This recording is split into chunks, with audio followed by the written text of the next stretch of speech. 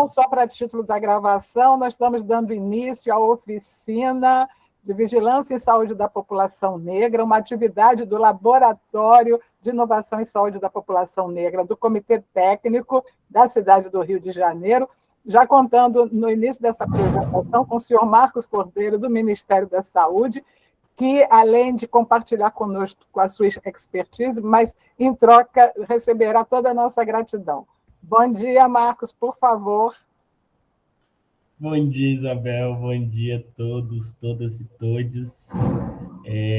Eu quero, antes de mais nada, agradecer o convite de estar aqui com vocês, com pessoas que, de fato, fazem a diferença dentro da gestão, que trabalham com essa pauta de saúde da população negra.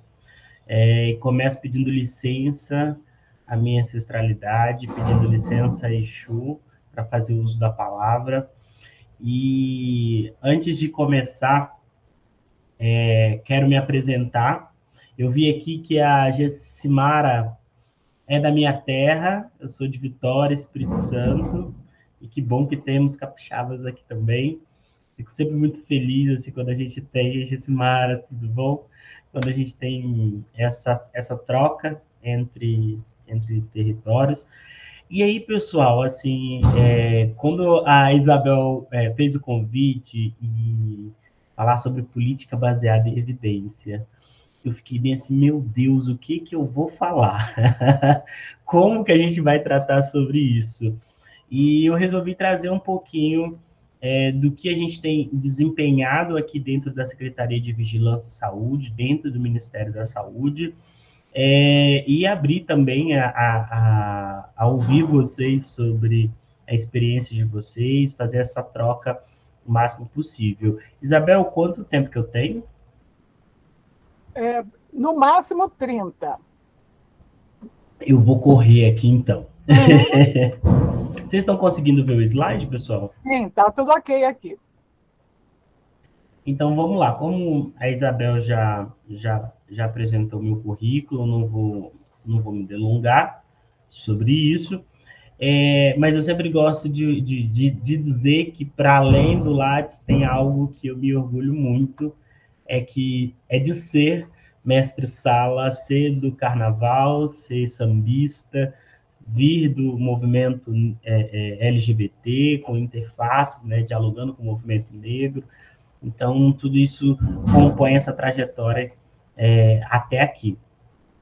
E aí, nesse processo de retomada, né, de reconstrução do Sistema Único de Saúde, com essa nova gestão do governo federal, a secretária Etel Maciel, a qual eu trago um afetuoso abraço, ela, sendo uma mulher branca, uma branca antirracista de fato, aliada à pauta, ela construiu dentro do gabinete da SVSA uma assessoria de equidade, onde que a gente trabalha aí com questões voltadas para as questões de equidade étnico-racial, as questões de diversidade sexual, gênero e mulheridades, e questões relacionadas à inclusão da pessoa com deficiência. Então, hoje, quem compõe essa assessoria sou eu, a Alissa Krieger, farmacêutica, sanitarista, e a Noêmia Lima, advogada, também sanitarista, ambas com muita experiência dentro do Ministério da Saúde. A minha primeira passagem pelo Ministério da Saúde, mas as duas já vinham fazendo outros trabalhos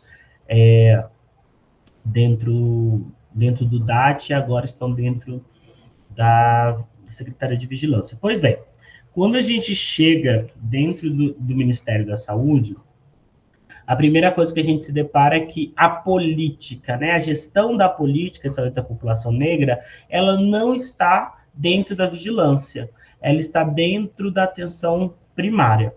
E aí a própria ministra Nízia, ela cria dentro também do gabinete a assessoria de equidade racial, no qual o assessor, o doutor Luiz Eduardo Batista, ele tem esse trabalho de dialogar com todas as secretarias do Ministério da Saúde, para que todas as secretarias consigam transversalizar a pauta da saúde da população negra para dentro de todas as secretarias. Então, hoje nós somos em 5 ou 6 secretarias, não me lembro, tenho que fazer um reforço aqui, que é atenção primária, vigilância especializada, CEGET, SECTITES, e CESAI, e a Secretaria Executiva. Então, dentro de todas as secretarias, algumas a gente tem a estrutura, no caso da atenção primária, a gente tem a coordenação com o Marcos, né, Marcos Moreira, mas nas outras secretarias a gente vai ter pontos focais que trabalham e transversalizam essa pauta para dentro da secretaria. Bem, eu venho da atenção primária, e aí eu fiquei me deparando com a seguinte questão: como transversalizar a PNCPN para dentro da vigilância e saúde? Então, o primeiro exercício que a gente fez ali enquanto assessoria, a gente pegou essas políticas e aí a gente pegou a PNCPN. Lendo a PNCPN, a gente observou o que dentro da PNCPN é de atribuição da Secretaria de Vigilância. A gente fez essa matriz de competência. Então, dentro dessa matriz de competência, a gente traz as diretrizes, os objetivos que são de competência da SVSA, quais são os eixos que essa competência traz, o nível de responsabilidade. Então, é algo que é só da SVSA, é algo que é da SVSA com atenção primária, é algo que é da SVSA com outra secretaria. O status atual dessa competência para dentro da secretaria, como que a gente enxergava aquilo, a gente fez, então, uma análise situacional de como estaria dentro de todos os departamentos da secretaria essas atividades. Muitas coisas se perderam nesses últimos 6 anos de negação, né, da pauta, e uma outra atividade que a gente fez foi intercalar as políticas. Veja, a gente vai ter, esse é um exemplo que eu gosto de usar muito, a maioria das políticas de equidade, elas vão ter a questão do sistema, aperfeiçoamento, qualificação do sistema de informação. Então, a gente percebeu que existia confluências entre as políticas. E a partir desses encontros, né, das políticas, a gente foi procurando, até mesmo para descobrir onde que a gente ia conseguir recurso para fazer as ações. Então, basicamente, o que a gente está transversalizando é a Política Nacional de Saúde Integral da População Negra com a Política Nacional de Vigilância e Saúde, da Resolução 588, de 12 de julho de 2018. A PNVS é uma política que foi construída pelo Conselho Nacional de Saúde, uma discussão assim que orienta a vigilância, que atribui as competências da vigilância, e a gente foi tentando fazer essa conversa, esse diálogo entre as duas políticas. E assim, o mesmo exercício que a gente fez para a saúde da população negra, a gente fez com a política de saúde integral da população LGBT, das mulheres, e a saúde integral da pessoa com deficiência. E aqui é só a nível de objetivo geral, né, da Política Nacional de Saúde Integral da População Negra. E aí, o que a gente começou a trabalhar? Pegamos as principais diretrizes, né, da política da PNCPN e tentamos transversalizar isso para todos os departamentos da SVSA. Hoje, aproximadamente, nós contamos com 4, 5, 6, 7, 8 departamentos dentro da SVSA, contando com o Instituto Evandro Chagas e com o Centro Nacional de Primatas, que ficou em Belém. Então, hoje, a estrutura, né, para entender um pouquinho da estrutura da SVSA, nós temos um departamento de emergência, imunização, doenças transmissíveis, análises estatísticas vitais, a gente tem o departamento de análise estratégica em vigilância e saúde, em epidemiologia em serviço de saúde, temos o departamento de HIV, AIDS, tuberculose, e aí a gente pensou como que a gente transversalizava isso. E aí aqui, pessoal, a gente está ali no primeiro semestre de 2023, as pessoas ainda estavam chegando, então a gente estava pensando como que a gente vai construir isso. Então, nesse primeiro momento, a gente se debruça a analisar as duas políticas. E além das diretrizes da própria política de saúde da população negra, dentro da PNVS, a gente começa a discutir o que é, então, esse conceito de vigilância e como que a gente pode fazer, quais são os eixos, né, esses 4 eixos principais da PNVS e como que a gente poderia trabalhar conjuntamente todos esses dados, todas essas ações. E aí, pessoal, essa é uma coisa que a gente ficou pensando, assim, a primeira demanda, e eu acho que é uma demanda histórica do movimento negro, movimento social negro, e também da academia, é sobre a qualificação dos dados e a divulgação dos dados, transformar esses dados em informação. Então, a gente começou por aí, porque a gente entendeu que a gente precisava dar uma resposta de imediato à sociedade civil, ao movimento social, sobre as questões relacionadas à divulgação dos dados da saúde da população negra.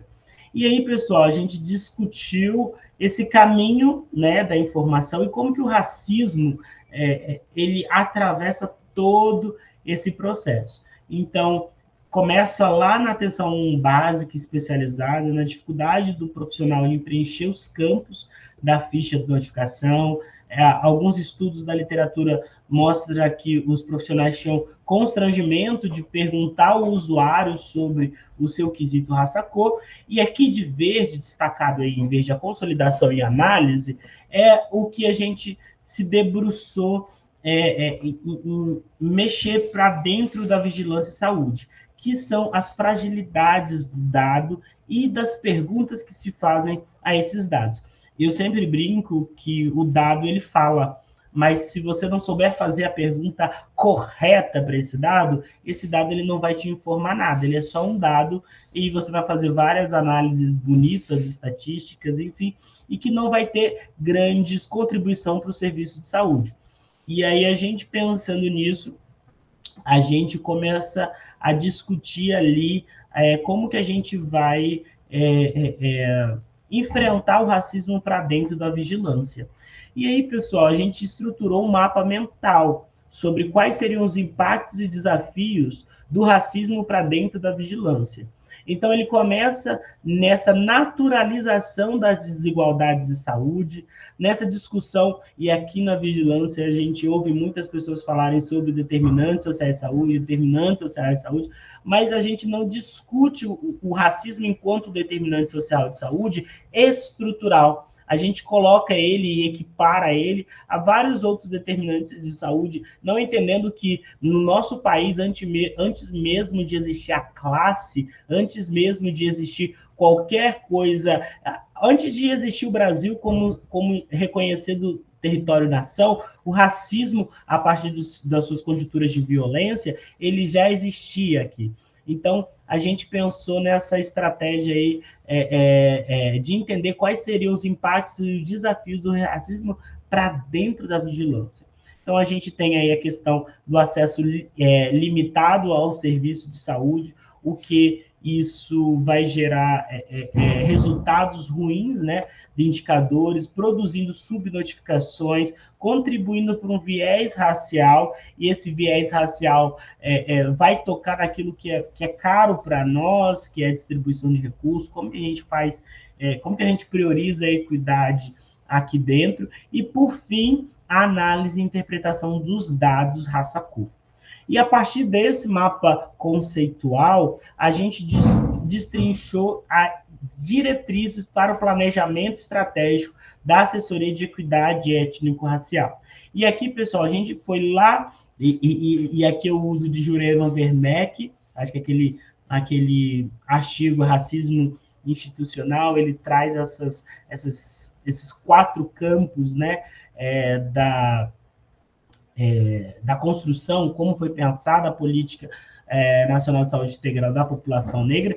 Então, a gente fala de produção de conhecimento, formação e sensibilização dos profissionais, informação para a população e promoção da saúde da população negra, indígena e pessoas identificadas racialmente. Veja, aqui a gente expande, porque depois de um certo acúmulo, a gente percebeu que caminhar sozinhos, eu só trato de questões relacionadas à saúde da população negra ou só LGBT, a gente ia nadar, morrer na praia, porque o sistema ele é muito perverso, né? Ele é racista, então a gente iria sucumbir dentro desse meio todo. Então, a partir dessas diretrizes, a gente construiu um planejamento estratégico, pensando nesses eixos, pensando em ações específicas, estratégias e metas. Então, aqui a gente ainda e alguns indicadores. Se vocês olharem bem, a gente pensou nesse planejamento de um ano, porque, veja, a gente estava naquela fritação, né? A gente sabe que a ministra Anísia, por apresentar um compromisso com o Sistema Único de Saúde, é uma das ministras que é mais visada e mais atacada dentro do parlamento. Então, a gente, inicialmente, pensamos num planejamento de um ano. E aí eu vou mostrar aqui, não vou entrar em detalhes, essa apresentação vai estar disponível para vocês depois. A gente pensou em eixos, e aí o eixo principal seria fomentar a produção de conhecimento científico no campo da vigilância e saúde sobre saúde da população negra, indígena e outros grupos racialmente identificados. Então, muitas dessas ações, pessoal, eu vou trazer algumas que já estão em andamento, mas algumas ações, elas deram start e a gente ainda precisa amadurecer muitas coisas ainda, né? Então, o eixo 2 era proporcionar espaço para a promoção de letramento, sensibilização do corpo técnico da SBSA e desenvolvimento de habilidades técnicas para a elaboração de análises específicas. Qual que foi o primeiro grande problema que a gente chegou? A gente falou, olha, vamos fazer análise dos dados raça-cor. E, pessoal, o que a gente mais ouvia, assim, nas nossas áreas técnicas, eram perguntas sobre o que é negro? Eu junto negro e pardo? Eu analiso brancos e indígenas juntos? Então, assim, você percebia que as pessoas... Outra questão era que, durante toda a construção do boletim, que eu vou falar um pouco mais à frente, mas o boletim ele foi a primeira entrega, a primeira ação que começou a ser executada e que norteou tudo que a gente tem feito até então. Por quê? Porque a gente percebeu que os técnicos tinham dificuldades de entendimento básico.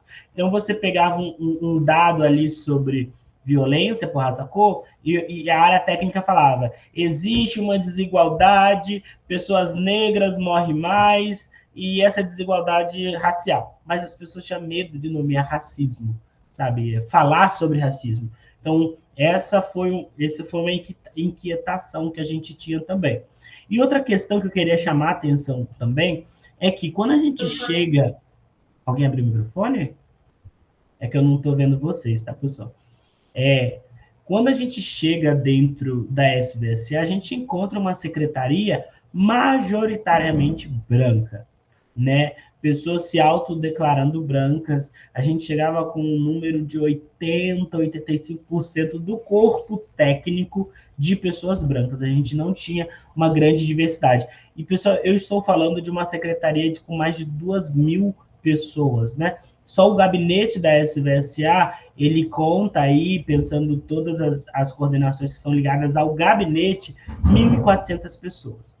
Então, quando a gente chega, é um universo majoritariamente branco.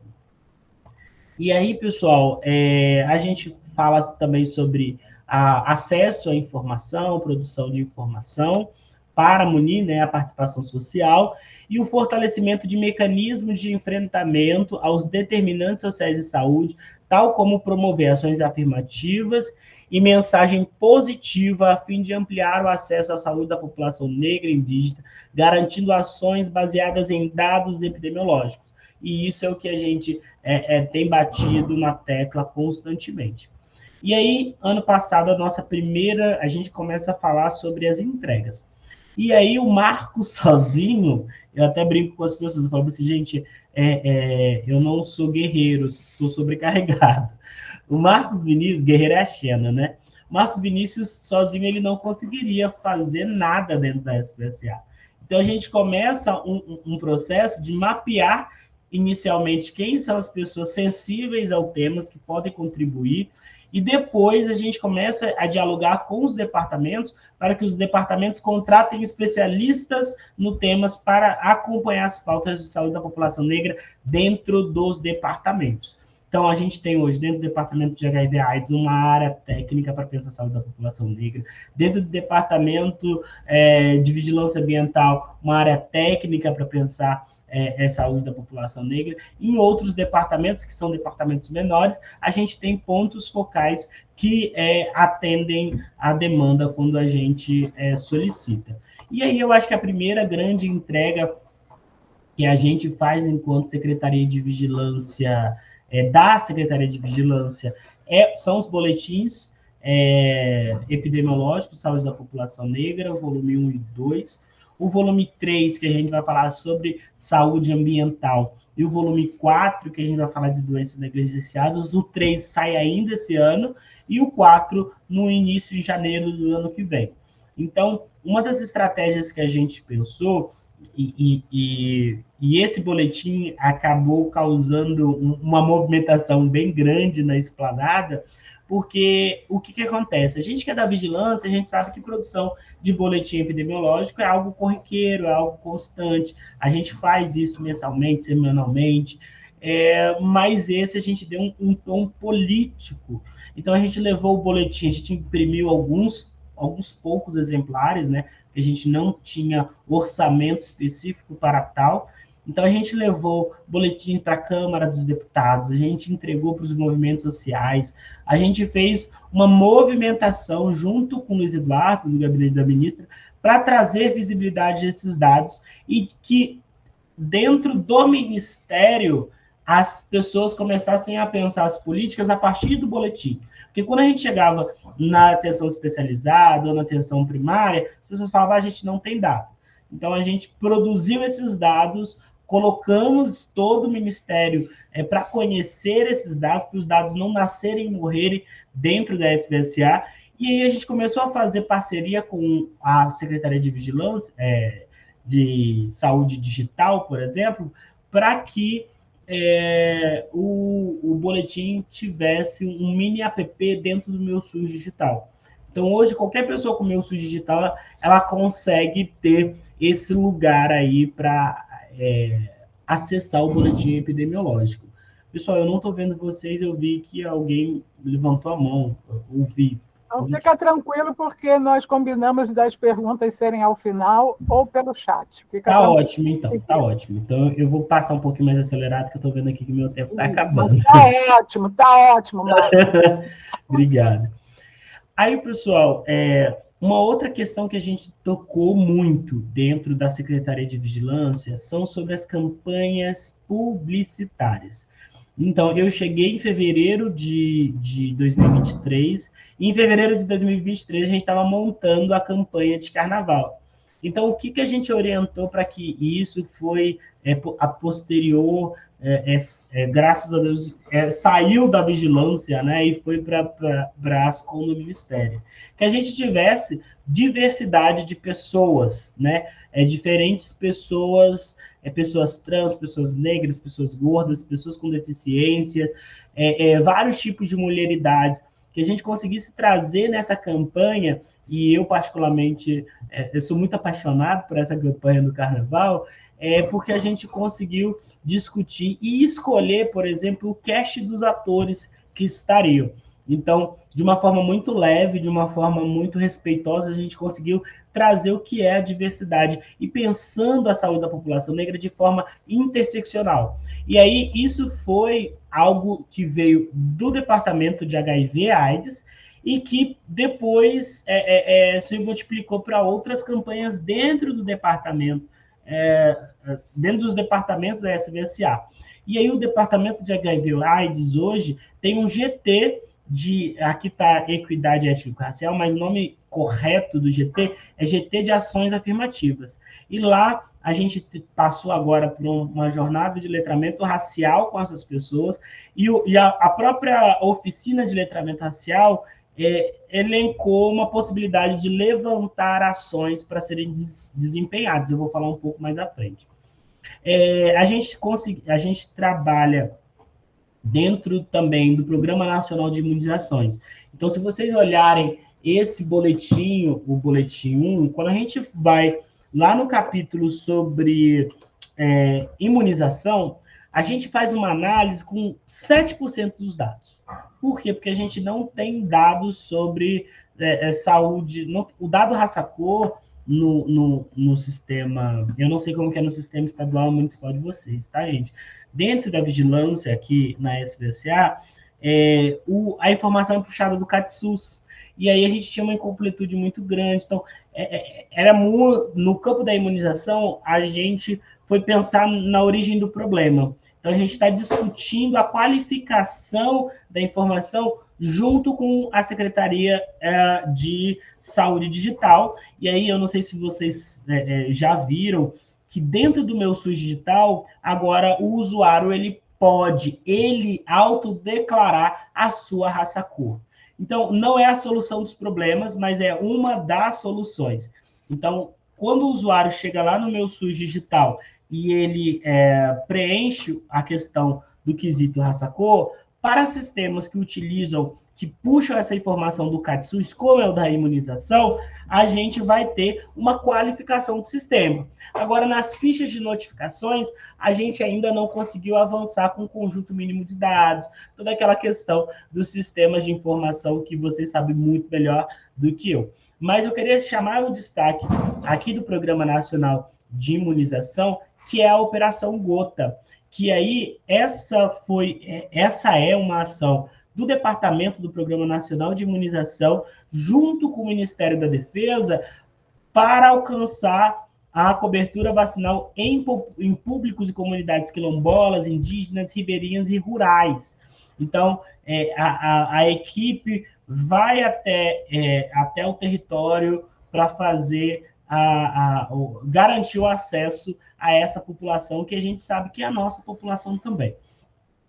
E eu queria apresentar outro projeto para vocês, que é o VERACES, Vulnerabilidades Étnico-Raciais, Ambiente, Clima e Impacto da Saúde. Esse é um PROAD SUS, que vai ser lançado na próxima semana, dia 26 e 27 de setembro. E assim, eu particularmente tenho muitas críticas ao PROAD SUS, né? Acho que não é enfim, a gente tem, mas é algo que a gente precisa trabalhar com ele. E esse projeto foi um projeto que foi encomendado diretamente à ministra para a gente discutir, pessoal, racismo ambiental. E aí eu estou em Brasília, eu não tenho como falar de racismo ambiental, de mudanças climáticas, sem dizer para vocês que eu estou trancafiado dentro da minha casa, porque as condições das queimadas aqui estão absurdas, assim. Eu não consigo ver 10 metros da minha janela de tanta fumaça. A gente tem que estar com água, com umidificador. Então, assim, eu estou hoje no plano piloto, eu estou hoje num bairro estruturado. Agora, quando a gente pensa nas populações que estão enfrentando isso, nos entornos aqui do DF, ou na seca na Amazônia, a gente sabe o quanto que o racismo ambiental ele é um determinante social muito importante e que a gente ainda não absorveu isso para dentro da PNCPN. Então, o VERACES, a gente começa com uma pesquisa e intervenção nos territórios negros urbanos, favelas e comunidades urbanas, e rurais a gente vai tratar com população quilombola, para identificar a situação de saúde ambiental do trabalhador e mental da população negra dentro desses territórios, para discutir o impacto do racismo ambiental frente às mudanças do clima, né? Que são questões que a gente hoje está discutindo. E dentro do Veraces também a gente tem uma linha para discutir, além da produção de dados, a vigilância de base comunitária, a vigilância popular. E esse é um projeto, pessoal, que a gente está muito ansioso para trabalhar. A gente escolheu um território em cada bioma. A gente começa agora o projeto em novembro, foi aprovado semana passada, 2 semanas atrás. Então, é um projeto numa cifra bem significativa que a gente vai fazer essa produção de conhecimento, porque a gente hoje não tem dados sobre saúde quilombola. Eu vou passar um pouquinho mais rápido, porque eu estou vendo aqui que meu tempo já foi. Dentro do programa de emergência, a gente conseguiu incluir, e principalmente aí pensando em todo o processo de violência que a gente viu pelas redes sociais, que aconteceu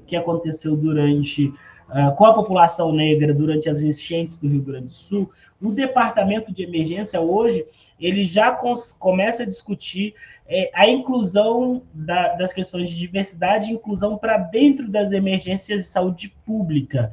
Então, desde a coleta do dado sobre raça, cor, isso era algo que a gente não tinha. Então, quando a gente pensa, por exemplo, quem foram as pessoas vitimadas naquele deslizamento de terra em São Paulo, a gente não tem nenhum tipo de dados sobre isso, a não ser os dados que a Defesa Civil, o Corpo de Bombeiro passa para a gente. Então, é uma encomenda que a secretária trouxe para dentro do Departamento de Emergência e Saúde Pública e que está sendo discutido e que está sendo pensado. E o primeiro passo que a gente pensou é a formação. Então, dentro da discussão de emergência e saúde pública, a gente tem uma questão sobre diversidade e inclusão dentro desse curso. E aí, outra questão que a gente discutiu junto com a equipe do DENSP é a inserção de atenção diferenciada à população LGBT, quilombola, mulheres, idosos e pessoas com deficiência nos planos de contingências e protocolos produzidos no âmbito do Departamento de Emergência em Saúde. Então, como que a gente faz esse plano de respostas à emergência? A gente discutiu essa inclusão também dentro desses protocolos. E aqui, pessoal, eu entendo que é uma política estrutural, né? Porque é algo que vai ficar e que vai nortear. E o próprio Departamento de Emergência já tem essa discussão junto com a Organização Pan-Americana de Saúde, a OPAS. E aí, outra questão que a gente vê é a questão do EPSUS. Então, o Programa de Treinamento de Epidemiologia Aplicada ao SUS é um programa bem grande. Eu acho que todo mundo aqui deve conhecer o EPSUS. A gente brinca que o EPSUS vira uma seita, né? Que a pessoa entra no EPSUS e continua a vida toda para dentro da epidemiologia. Mas é um programa de reconhecimento internacional. E ano passado, a gente conseguiu garantir cotas nesses processos seletivos do EPSUS, tanto para pessoas pretas, pardas, indígenas, quilombolas e população trans. E aí, pessoal, no 15º encontro científico desse EPSUS, desse programa que aconteceu ano passado, eu acho que foi a coisa mais bonita, assim. A própria secretária, ela tirou uma foto com a primeira turma, onde que era majoritariamente homens brancos, e a segunda turma, que já tinha uma diversidade, muito mais pessoas negras.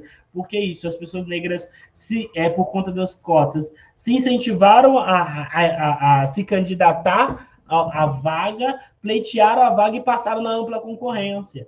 Então, a gente tem mais pessoas negras, quilombolas, a pessoa quilombola, ela desistiu do processo seletivo, que é um processo seletivo bem extenso, mas a gente ainda não teve no curso avançado uma pessoa trans. E agora a gente ficou sabendo há algumas semanas que a gente já tem pessoas trans no curso intermediário, porque o EPSUS é 3 níveis, né? Básico, intermediário e avançado. Então, a gente garantiu cotas no intermediário e no avançado, e o básico, se não me falha a memória, ele é aberto e autoinstrucional. Pessoal, a partir dos dados do boletim epidemiológico, a gente viu, a gente, eu digo, a ministra, né, viu a necessidade de atender uma reivindicação histórica do movimento social de notificação da doença falciforme. E a gente ainda está nesse processo de estruturação dessa vigilância da doença falciforme, porque a gente coloca que não é só botar a ficha de notificação, a gente precisa definir o caso, definir quais vão ser os grupos prioritários que a gente vai pensar. Então, isso a gente está discutindo de forma mais dialogada possível com outras secretarias e estados e municípios. E aí, pessoal, voltando também naquele eixo da formação, a gente percebeu a necessidade de criar um curso autoinstrucional dentro da plataforma Profep sobre análise de indicadores epidemiológicos da saúde da população negra. Quando a gente pensou nessa análise de indicadores, a gente tinha pensado no nível avançado, intermediário, né? Só que a gente percebeu que a gente precisava letrar as pessoas primeiro. Então, a gente fez uma agenda de trabalho, né, sobre como fortalecer as ações da epidemiologia no contexto do serviço de saúde, e a gente está lançando, espero que ou esse ano ou início do ano que vem, esse curso do Profep.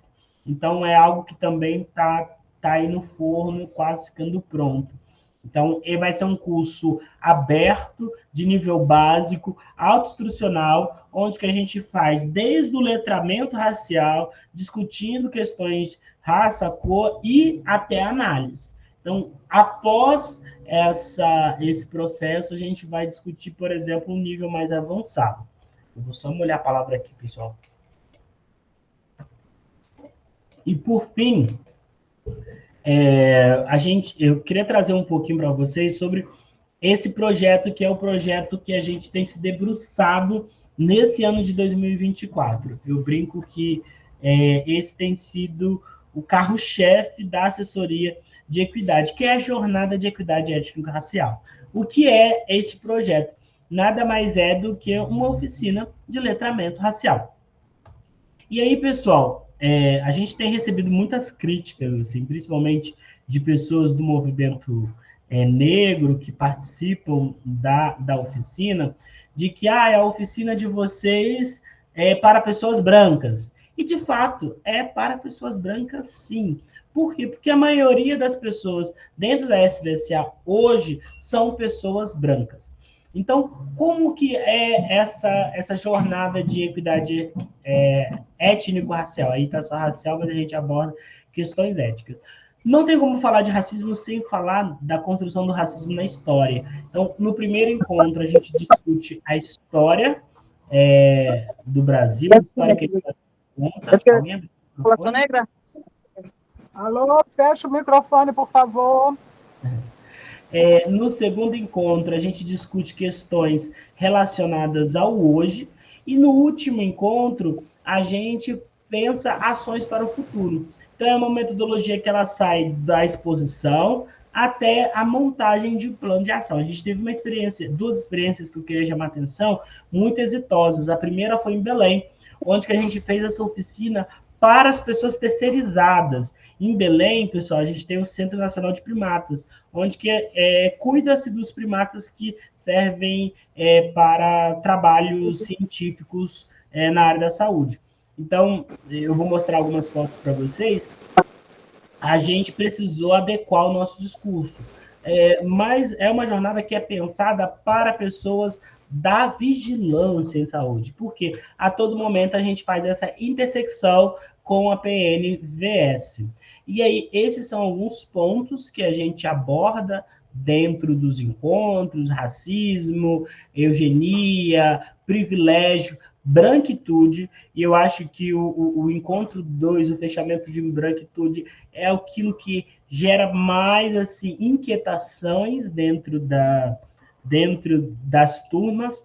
No terceiro dia, a gente já olha para as políticas. Então, a todo momento, para além de sensibilizar as pessoas, a gente também utiliza de uma estratégia pedagógica de entregar para essas pessoas quais são as políticas que existem, quais são as políticas que estão em vigor, para elas não voltarem mais à frente e responderem essa pergunta aqui. Quando a gente faz um formulário, a gente lança várias perguntas, até mesmo para entender o nível de exposição à temática que a pessoa tem. Então, o quanto que essas pessoas conhecem sobre as questões étnico-raciais. Esse dado está desatualizado, pessoal. Esse dado é só das 3 primeiras turmas, mas não muda muita característica. A gente pergunta se durante a sua graduação você já teve acesso a temáticas sobre raça, racismo, relações étnico-raciais. E aí, 69%, e hoje eu acho que esse número já está em 70% e alguma coisa, não tiveram nada sobre isso durante a sua formação na graduação.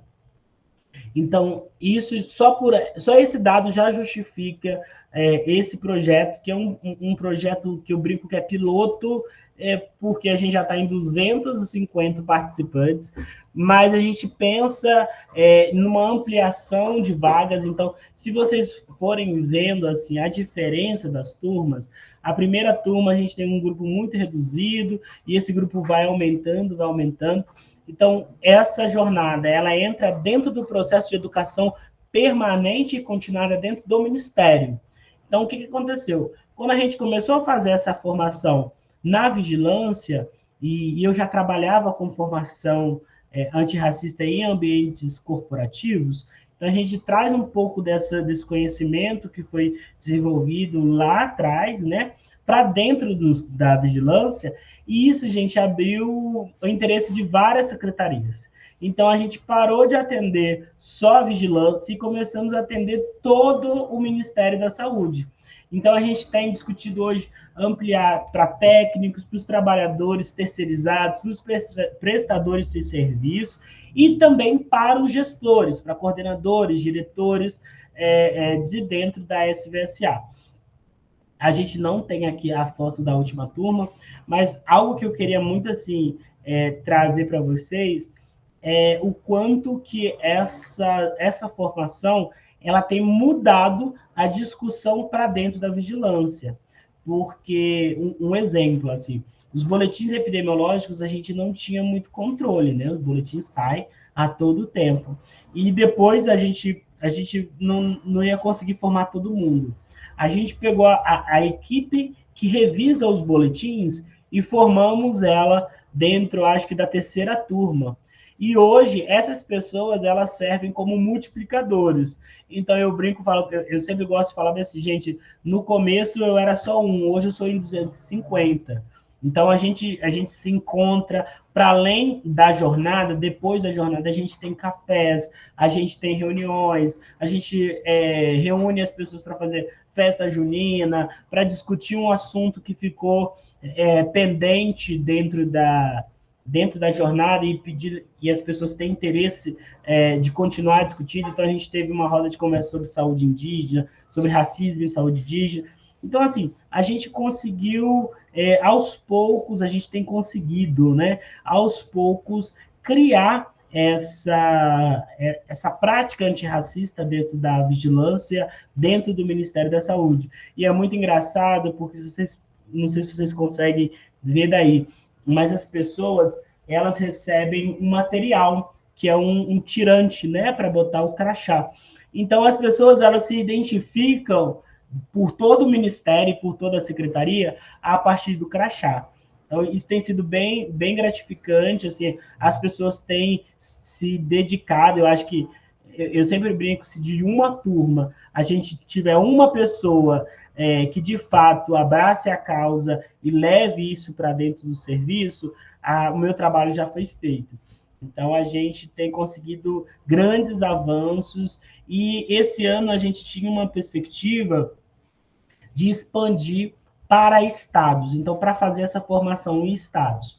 Então, a gente tinha aí 3 estados que ficaram sabendo dessa informação, que queria que a gente fosse, só que por conta do processo eleitoral, por várias logísticas, até mesmo de orçamentária, a gente não conseguiu atender esses estados. Então, o primeiro estado que é o estado, né, que a gente vai fazer é o Distrito Federal, principalmente porque o Distrito Federal não está em processo eleitoral.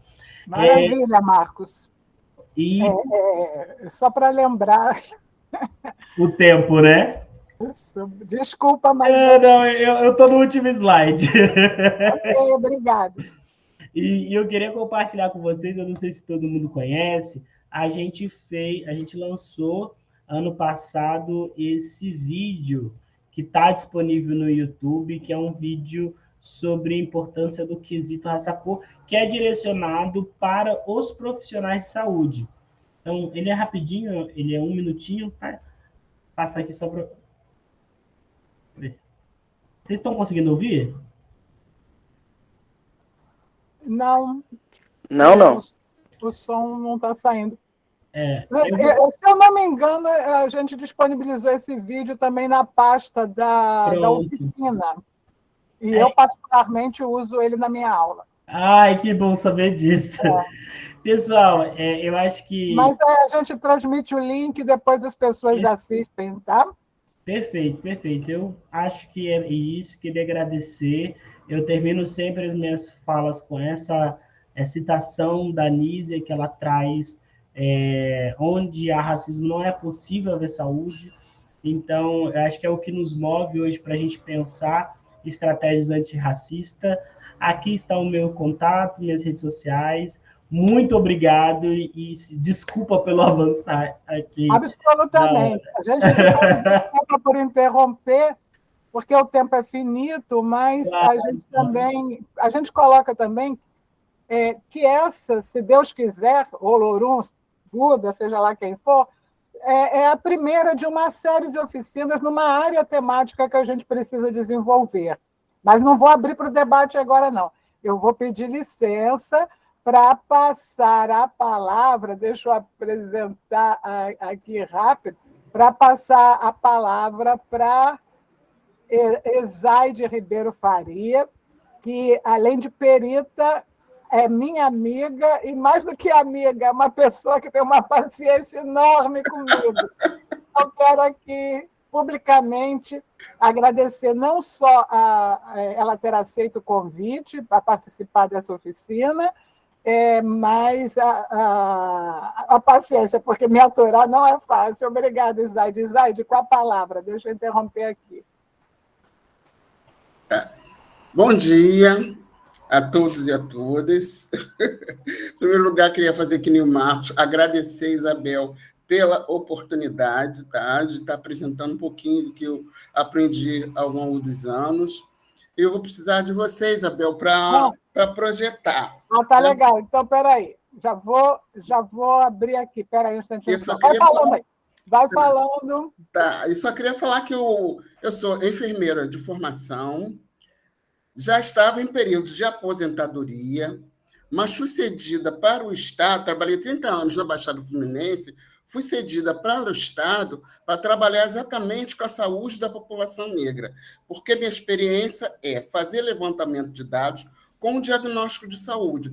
Só que eu não fazia isso com recorte racial. Quando eu fui para o Estado, eu passei a utilizar o recorte racial e vi que tinha muita diferença.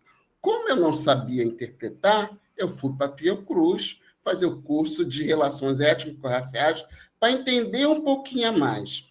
Conversando com a Isabel, ela acabou me convencendo de que eu deveria fazer o mestrado para conhecer mais sobre o assunto. Então, na Secretaria de Estado, a saúde da população negra está na atenção psicossocial. É lá que eu estou lotada. Apesar da minha experiência como enfermeira e na vigilância como sanitarista, a política está na atenção psicossocial. Tá? Na coordenação... É só combinar e vai falando, eu vou passando para você. Tá. Na coordenação de ações de saúde para a população negra e populações em situação de vulnerabilidade.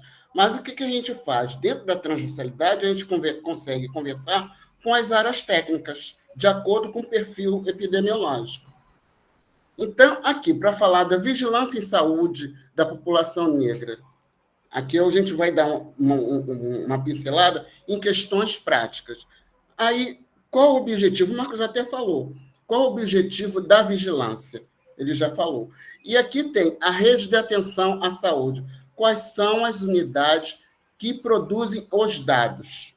Que a vigilância é feita com os dados, através da alimentação do sistema de informação. Então, aqui tem a unidade de atenção básica, tem a especializada, tem os hospitais, tem a regulação, tem a UPA, tem visita domiciliar. Então, tudo que a rede faz vai para o sistema de informação. Passa, por favor, Isabel. Aí eu desafio. Vamos supor que um de vocês ou um de nós foram convidados para assumir a área técnica de saúde integral da população negra. Então, vamos ver aqui um estudo de caso. Você, na reunião do staff, com a diretora clínica, doutora Maria Mercedes, tá? Você foi convocado para ir para uma reunião para falar sobre saúde da população negra. Então, ela coloca a seguinte situação. Estamos no processo de acreditação hospitalar, nível 3, não é lá fora da unidade de saúde, na atenção básica, dentro do hospital. Cada um de vocês deverá desenvolver um projeto que permita otimizar o cuidado interprofissional do paciente. Sabemos que a razão de mortalidade materna no Brasil foi de 54,5 a cada 100 mil nascidos vivos em 2022. Isso é no Brasil. Ela está lá dentro do hospital e o seu desafio é saber como é que está a mortalidade materna ou no hospital ou no município. Mas o que ela pergunta? De acordo com os dados mais recentes do SIM DataSUS, que é o Sistema de Informação de Mortalidade, consultados no Observatório da Atenção Primária e Saúde, todavia, precisamos de um diagnóstico da nossa situação no município. Quando alguém solicita o dado, a gente fica desesperado. Onde que eu vou buscar isso? A atenção básica vai buscar isso onde? No prontuário?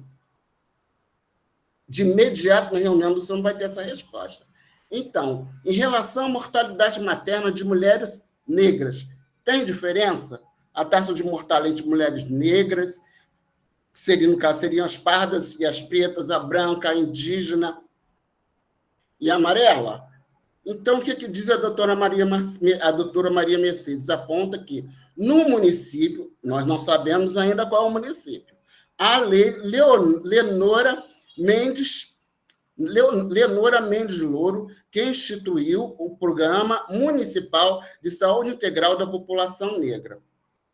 Lei 7.149, de 2022, ela lhe pergunta, eu não sei se todos os municípios ou os estados aqui apresentados têm o Programa Municipal de Saúde Integral da População Negra, mas se não tem o programa, tem a política nacional, está tudo descrito lá o que tem que ser feito. Quais são os questionamentos? Que mudanças são necessárias para adequar a maternidade à política municipal de saúde integral da população negra? Você tem que responder porque você é chefe, assumiu a área. Que evidências você pode encontrar sobre a mortalidade materna de mulheres negras no município? E o mais importante, o que você recomendaria à instituição no caso de disparidades ou iniquidades étnico-raciais? Onde que eu vou encontrar esses dados para responder essas perguntas? Aí o pessoal geralmente fala o seguinte, mas tem diferença? Não há cor nem raça. Tratamos todos de forma igual. Será? O que os dados dizem? Os dados não mentem. Precisamos de mentoria. Vai dar tempo de consultar mentoria? Aí tem o Comitê Técnico de Saúde da População Negra, que tem dados, mas não dá o resultado imediato. o Comitê Técnico de Saúde da População Negra nos estados e municípios, tem o grupo gestor do programa, tem o Laboratório de Inovação, que é esse que a Isabel está criando, e tem o EP-Rio, que é um sistema de informação do município do Rio. A gente já descobriu que esse município é o Rio de Janeiro, né? E tem o Monitora Rio, que é o sistema de informação do estado do Rio de Janeiro. Mas tem um sistema de informação, que é o DataSUS, que é o do Ministério da Saúde. Tudo que é produzido nas unidades de saúde vai para o município, que é a vigilância epidemiológica, no setor de dados vitais, vai para o estado e vai para o DataSUS. Isso é tudo pela internet. Está tudo lá. É de livre acesso, é público. Não precisa de senha. Mas como é que eu vou entrar lá? Próximo, Isabel, por favor. Aí, que percurso que a gente vai correr? Plataforma de dados, como eu falei, que é o Tabnet, que é o DataSUS. É um sistema, um banco de dados oficial. Segunda coisa que a gente vai fazer, a coleta de dados. Que coleta de dados eu tenho que fazer? Tem a linha, tem a coluna e tem o conteúdo múltiplo. Eu estou falando aqui de que variáveis você vai colocar para formar a tabela. Terceiro, o quesito raça-cor. Se ela quer saber a taxa de mortalidade de acordo com a condição étnico-racial, eu tenho que ter branco, preto, pardo, amarelo, indígena.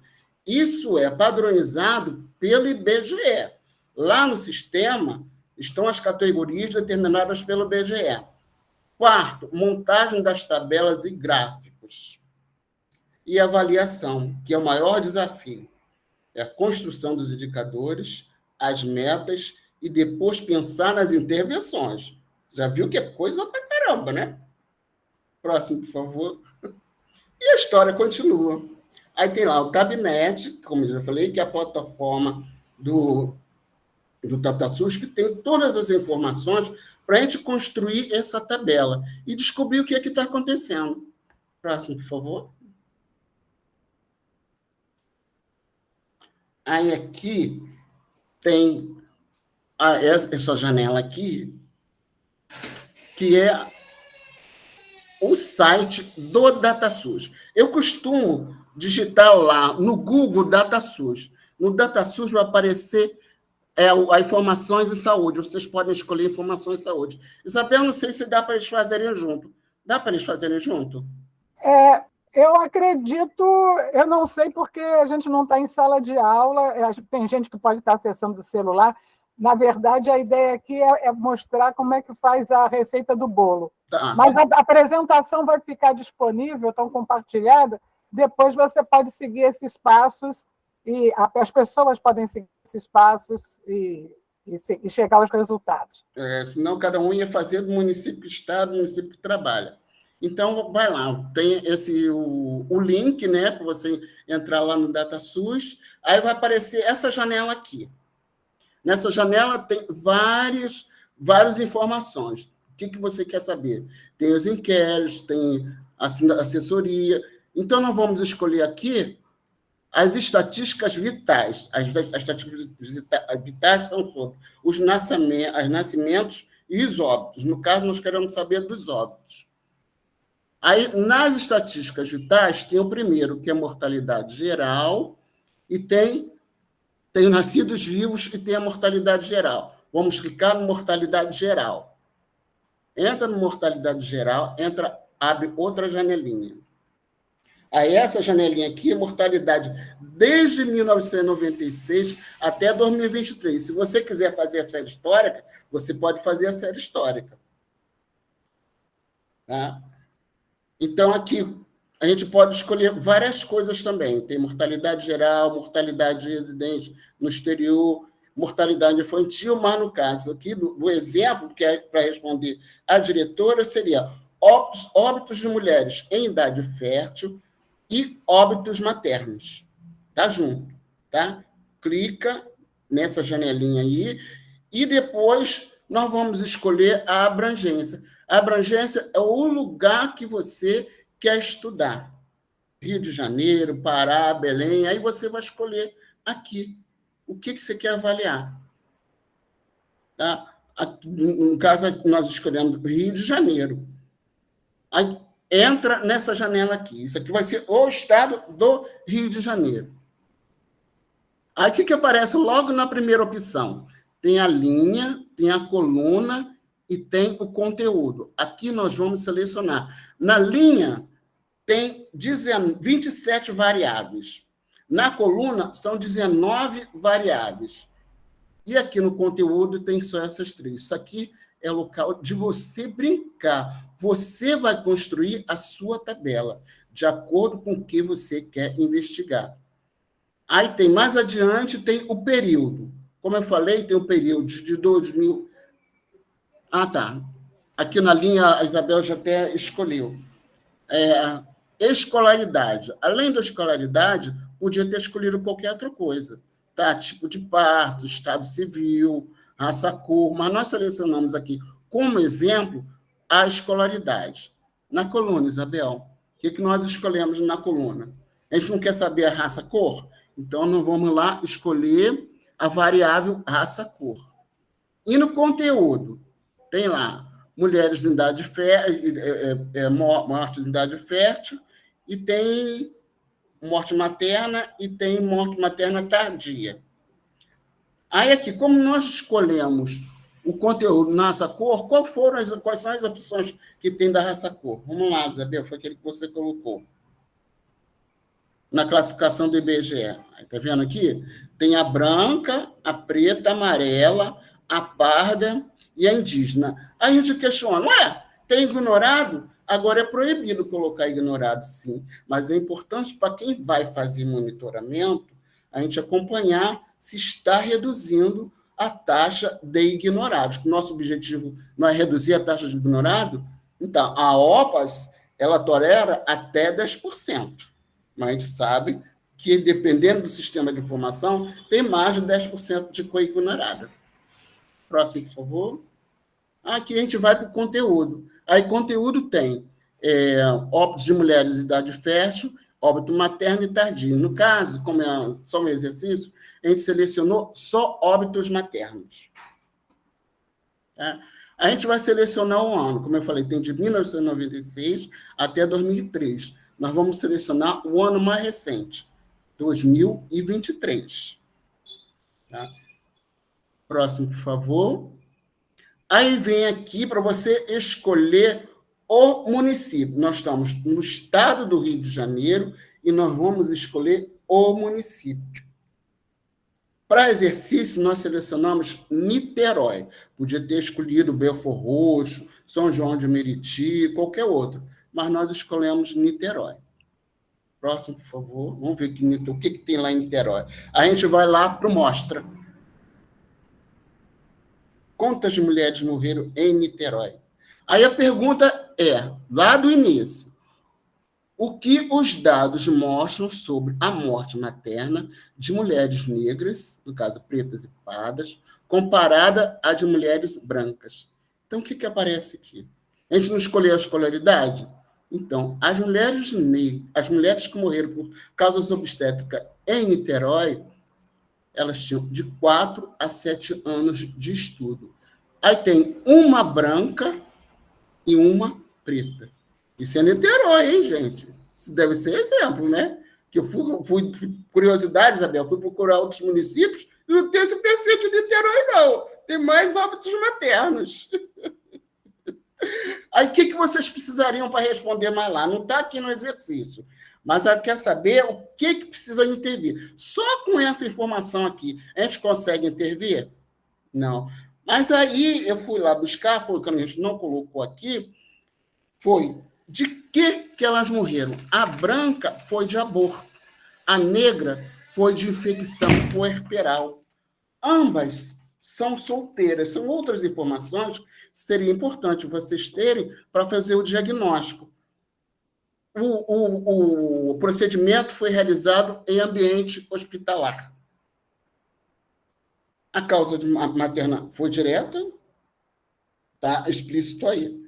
Tá? E a faixa etária de 20 a 29 anos. Quer dizer, Niterói perdeu 2 mulheres. novas. Próximo, por favor. E a história segue. O que dizem os dados? Há dados que provariam ou refutariam equidade racial? E quanto ao gênero? Isso tudo tem lá naquelas variáveis. Tem sexo, como eu falei, tem, no caso aqui, no caso de morte materna, só vai aparecer a questão sexo feminino. Não tem identidade de gênero, Isaide, precisamos nos atualizar. Não tem, não tem. Não Podemos tem. ter homens Aí, trans Marcos, morrendo. Marcos pode ver isso para a gente, Marcos. Homens trans. Vamos seguindo. Segue o bonde, segue o bonde. Aqui já está a resposta. Aí o que a gente precisa para fazer esse diagnóstico e poder intervir? De dados, informação, conhecimento e compromisso com a experiência da paciente sem discriminação.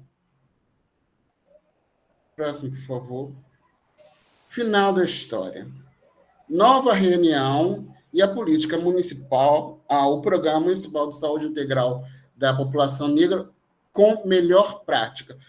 Com base nos dados que nós encontramos no DataSUS, as intervenções dentro do hospital podem ser feitas. Mas, como eu falei, a intervenção tem que ser feita só dentro do hospital, não. Tem que ser fora do hospital também. Né? Tem que ir lá na atenção básica, a unidade básica de saúde, estratégia de saúde da família, como é que está a qualidade desse pré-natal. A que morreu lá por infecção puerperal. O PS foi lá visitar depois que ela teve o bebê? Para poder acompanhar? Tem outras intervenções que são feitas fora do hospital. Então, tem que ser um trabalho conjunto. Você, com base nos dados, propondo cuidado centrado na pessoa e família, como eu falei, isento de vieses, em reunião do staff com a diretora clínica, doutora Maria Mercedes. Então, a intervenção tem que ser dentro do hospital e fora do hospital. E aqui um exemplo, né, Isabel? Parto humanizado, né? É o nosso sonho. Passa, por favor. Moral da história. Saúde sem racismo. Para o enfrentamento do racismo institucional, no ponto do cuidado de saúde, há disponível tecnologia de vigilância em saúde para uso por gestores, equipe interprofissional e controle social no cotidiano, na implementação da Política Nacional de Saúde Integral ou do Programa Municipal de Saúde Integral da População Negra. Então, qualquer pessoa pode construir, pode ir lá e ver como é que está a saúde da população. No caso aqui, o nosso interesse é a população negra. Obrigada.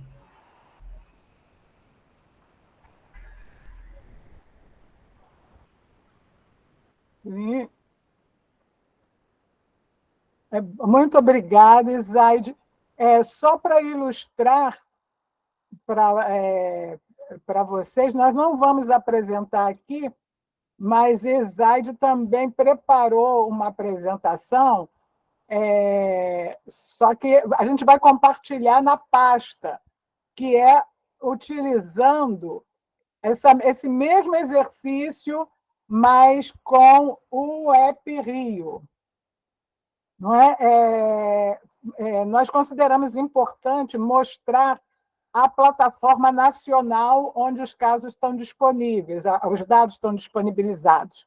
Mas alguns municípios ou alguns setores, algumas áreas, já contam com plataformas baseadas, com dashboards, digamos assim, com plataformas com business intelligence, que a gente chama de citizen intelligence. Então, essa apresentação, a título de exercício, vai estar disponível também para vocês. E agora a gente vai abrir para as perguntas. Eu já vou colocar aqui para os nossos convidados algumas perguntas que estavam no chat. Eu vou pontuar. O quesito core no Conect SUS, Marcos, pode ser que tenha melhorado agora, mas ele não estava funcionando bem. Se você puder falar sobre isso, agradeço. Deixa eu passar outra pergunta também. A questão da emergência, perfeito. Há uma questão ética dentro das emergências, que é muito comum, são as pessoas vítimas de violência e chegam baleadas na emergência e são julgadas e punidas num rito sumário, como se fossem bandidos, como se o próprio bandido não tivesse direito à saúde. Esse é um aspecto de mais do que racismo, do que violência mesmo dita e feita. E um outro tópico também, perguntando sobre inscrição nesses cursos do EPSUS, povos de terreiro pedindo também para aparecer nos dados epidemiológicos, se puder falar nisso. Então, isso é o que eu anotei do chat. Vou pedir essa rodada e depois eu abro a fila. Já tem uma pessoa inscrita, tá bom? Então, com a palavra, eu vou deixar, como foram muitas perguntas, Marcos e Isaide, se for o caso, 5 minutinhos de resposta no bloco. Perfeito, perfeito. Eu anotei aqui também e respondi aqui no documento, eu respondi aqui no chat, mas vamos lá. Sobre o quesito cor do Conect SUS, nós estamos em diálogo constante, que quem produz esse aplicativo é a Secretaria de Saúde Digital, com a secretária Nistela.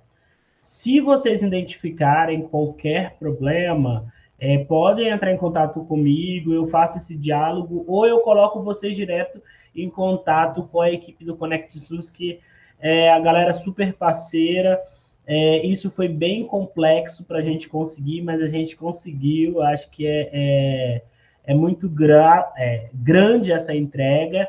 Já respondendo a Isaide, a gente quer avançar, Isaide, para que no Conect SUS a gente também consiga colocar orientação sexual e identidade de gênero.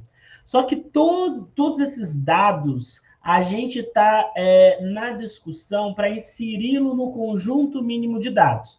O que seria esse conjunto mínimo de dados? Eu não sei se todo mundo tem essa ciência. Mas vamos lá, nas fichas de notificação, a gente tem uma ficha, 2 folhas, basicamente. Vamos pensar aqui na da sífilis, né? Da sífilis, não, da monkeypox, que é a mais avançada. A gente tem 2 fichas, uma ficha só para identificar o sujeito e uma ficha só para notificar questões da doença, especificamente. Então, o que a gente vai fazer?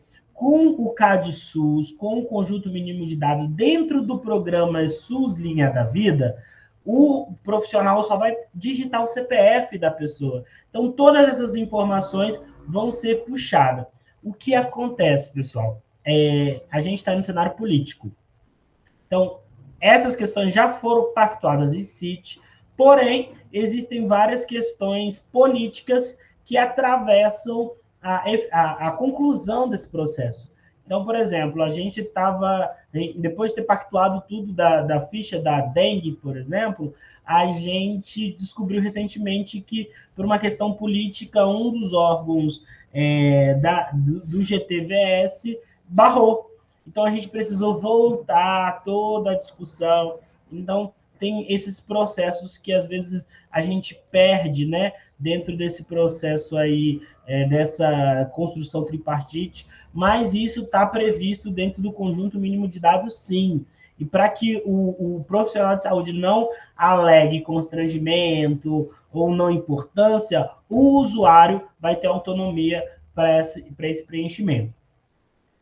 A outra pergunta, Isabel, é sobre a emergência enquanto porta de entrada. E aqui eu estou entendendo que você está falando do serviço de urgência e emergência.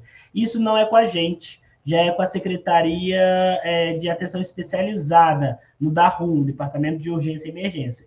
O que nós, na SVSA, trabalhamos enquanto emergência é emergência de saúde pública. Por exemplo, uma enchente, catástrofes naturais, emergência de saúde pública, por exemplo, dengue, Covid. É esse tipo de emergência que a gente trabalha aqui, não o serviço de urgência e emergência. A Cláudia Valesca e a Equidade SES fizeram a mesma pergunta, basicamente, sobre o ESUS. O ESUS não, desculpa, sobre o EPSUS. Então, como que acontece, né? O EPSUS, ele abre turma para o Estado. Então, o Estado entra em contato com o departamento e pede uma turma, seja de fundamental, seja de avançado, seja de intermediário, enfim.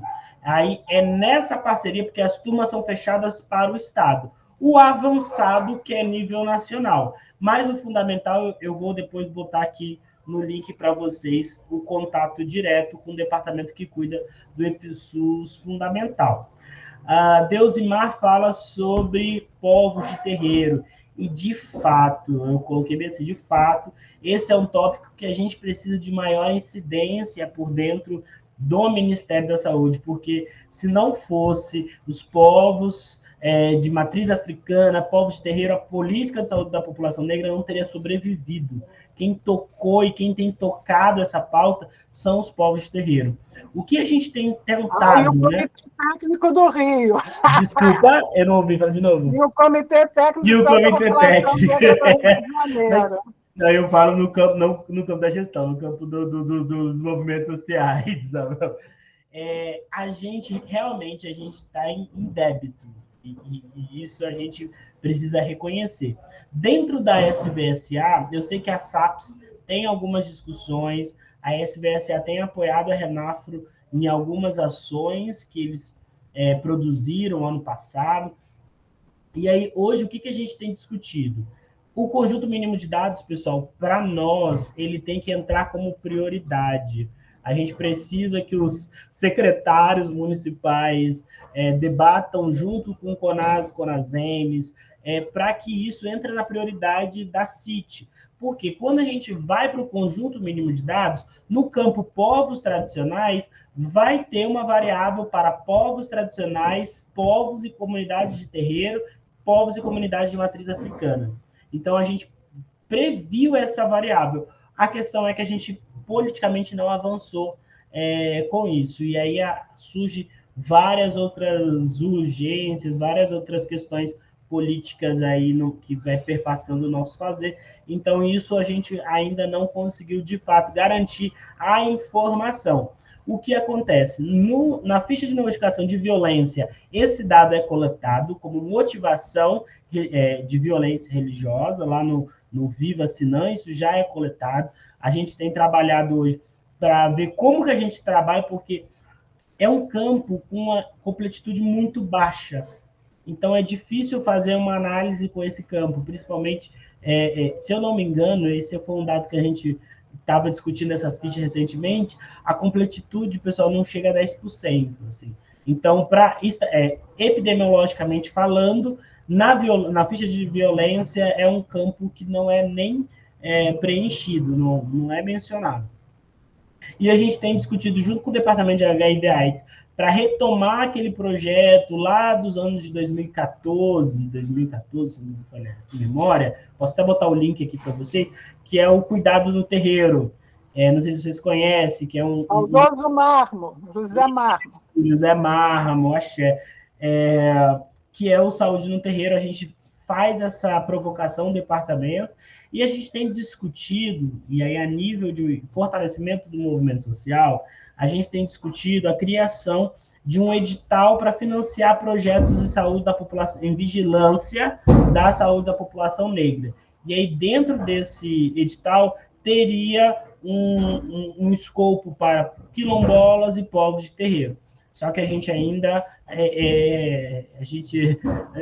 está avançando nessa questão, principalmente pelas questões financeiras, né, de todo o governo federal. Hoje, o orçamento do governo federal está na mão do Congresso, então isso é muito complexo para a gente construir qualquer política pública. Não faz política pública sem dinheiro.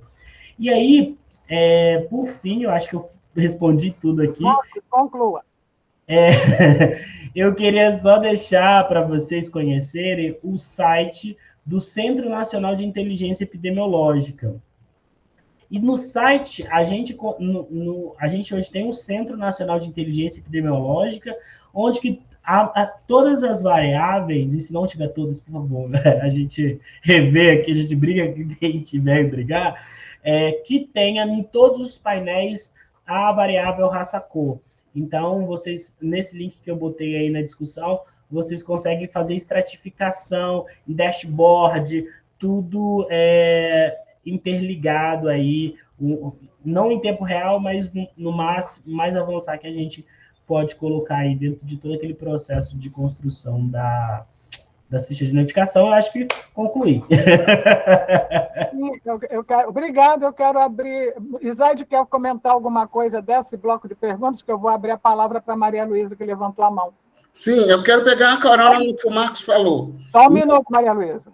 Em relação à qualidade no preenchimento dos formulários. Quem trabalha na emergência, por exemplo, é a unidade que emite autorização de internação hospitalar. É um dos formulários que menos tem informação do quesito raça-cor. No estado do Rio de Janeiro, 33% não tem a informação do quesito raça-cor, mas tem município que 64% não tem a informação. E sabe qual é a área? A área de saúde mental.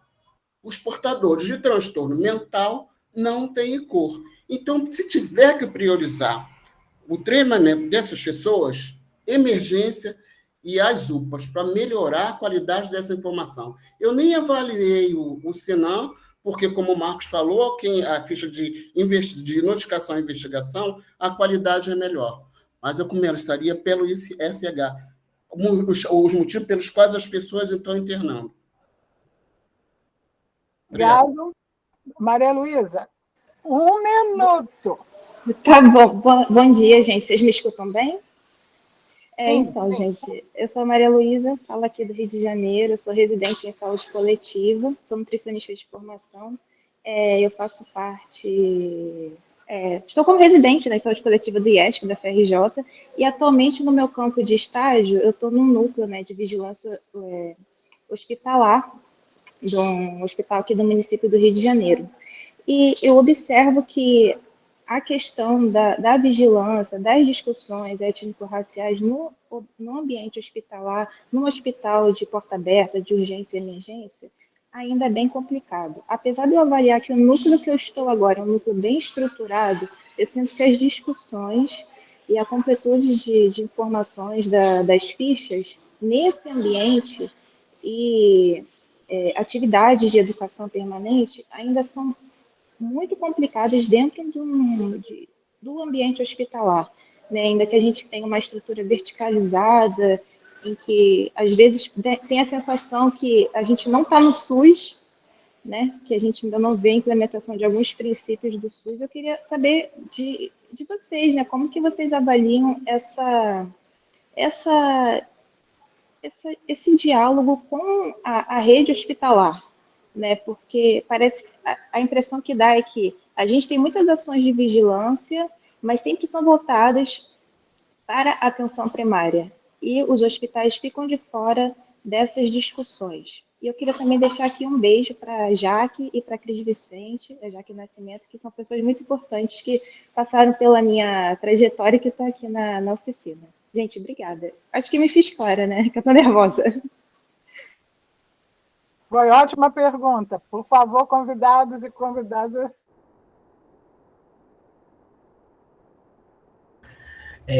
Vou começar, não sei se eu tenho essa resposta, Maria Luísa. Pode tentar. Porque o que acontece? Assim, por mais que a gente discuta uma saúde única, a gente discuta um Ministério Único da Saúde, a gestão ela é toda fragmentada.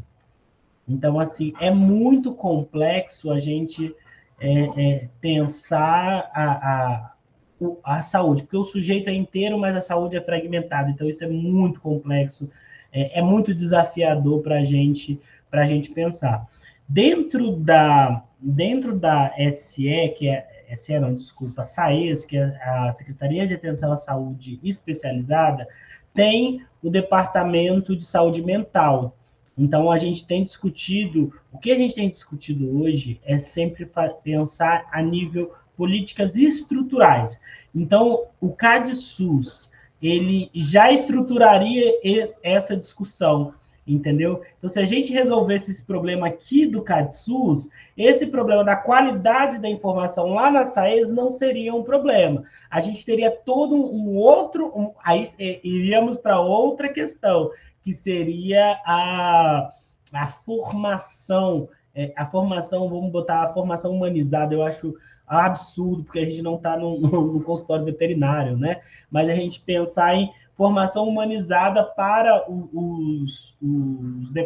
para esse setor da saúde. E aí eu acho que é uma questão também do município e quem está no serviço demandar do ministério, sabe? Eu brinco que eu saí do movimento social, mas o movimento social não sai da gente. Então, se a gente não demanda o ministério, isso não vai aparecer como prioridade. Então, todo o processo de vigilância hospitalar, ele é fechado dentro da Secretaria de Atenção Especializada, só quando é um agravo do SINAM que é notificado, mas toda a estruturação é dentro da especializada. Então, para a gente hoje, esse é um ponto que a gente precisa avançar, mas que a gente tem avançado pouco ou ainda não suficiente, porque é isso. A gente está nesse processo ainda, apesar de 2 anos de governo, a gente está reestruturando coisas muito, muito básicas. E eu não sei se você está no Rio de Janeiro, no Hospital Federal do Rio de Janeiro, mas tem toda aquela questão problemática dos hospitais federais do Rio de Janeiro. A ministra, ela já se colocou como esse é um problema que ela vai enfrentar. Entretanto, a gente, dentro de vários problemas, na gestão, a gente tem que elencar qual que é o prioritário. Então, assim, a gente precisa hoje mobilizar a nossa massa para que isso entre na agenda, porque hoje talvez isso não esteja no radar aí de quem está pensando a saúde especializada, e a gente precisa discutir isso internamente no Ministério. A gente tem feito essa discussão, a gente tem trabalhado cada vez mais, e isso eu quero aqui mais uma vez fazer menção ao Luiz Eduardo, que tem feito este trabalho de reunir as secretarias para trabalharem juntas, mas a gente ainda precisa avançar nessa questão aí dessa qualificação do sistema de informação mais especializado. Por isso que temos essa oficina. Essa oficina tem esse propósito, não é outra coisa. Se tivesse bom, a gente não estaria aqui. Ok? Tem alguns comentários no chat, mas eu queria aproveitar para dizer que eu coloquei no chat o link do formulário que ao vocês preencherem, dará certificado de participação nessa oficina. Tanto o Marcos e a Isaide, fiquem tranquilos, porque o certificado de vocês é especial, como nossos palestrantes, né? Palestrantes não, oficineiros, né? Porque vocês estão aqui ensinando a gente a fazer a gestão baseada em dados, né? Fazer a gestão a partir dos dados e entender que os dados representam pessoas, representam famílias, representam populações, comunidades. Não são números, são pessoas, são vidas, né? Então, são muito importantes, são muito importantes. Eu queria dar continuidade aqui a uma apresentação no sentido da gente ir caminhando para o entendimento também dessa oficina com seu propósito e por que a gente está discutindo vigilância em saúde da população negra, complementando o que o Marcos e a Isaide falaram aqui. Nessa oficina, muitas pessoas se inscreveram e a maioria, por exemplo, não tem informação sobre o quesito cor, né, como capacitação. Mas é muito importante que a gente, nessa oficina de vigilância em saúde da população negra, compartilhada por gestores e gestoras, por profissionais de saúde e controle social, que a gente entenda esses dados como dados que compõem a inteligência do cidadão. Nós precisamos utilizar esses dados pensando na equidade racial. E foi muito bom o trabalho que o Marcos e a Isaide apresentaram aqui, porque a gente já em 2024 temos condições não só de maturidade dos movimentos sociais, mas por conta da informática em saúde, em construir esse olhar interseccional, esse olhar que não abranja só a questão da raça, cor, mas outros determinantes sociais, outras ideologias opressivas que impactam o cuidado de saúde, que impactam o encontro clínico. Então, essa oficina ela tem um propósito de sensibilizar cada um que está aqui presente, no sentido de nós precisamos avançar para consolidar a desconstrução dessas ideologias que impactam o encontro clínico. É muito importante também que a gente pense, o Marcos colocou aqui a questão de ter oficinas sobre indicadores, sobre análise. É muito importante que a gente pense outros indicadores. A gente precisa de indicadores sobre a qualidade e a quantidade da equipe interprofissional que atende a população negra. Não é? Nós temos um sistema pesado de desconstrução do SUS, e a gente sabe que, por questões de ideologias como racismo, sexismo, as pessoas pertencentes às populações vulneráveis, às vezes, estão suscetíveis aos piores cuidados, às piores estruturas de cuidado. Então, é muito importante que a gente coloque a cunha da qualidade da equipe internacional e da quantidade de profissionais que cuidam. A gente precisa pensar em outros e melhores indicadores.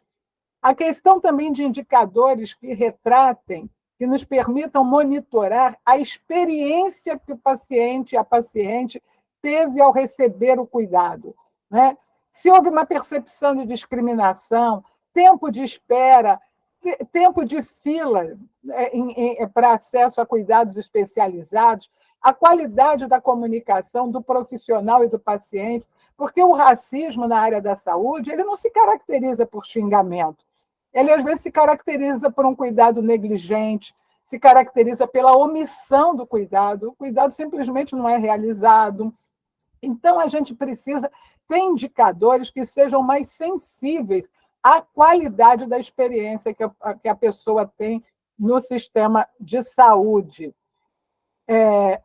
Obviamente que qualificar a coleta do quesito cor é urgente.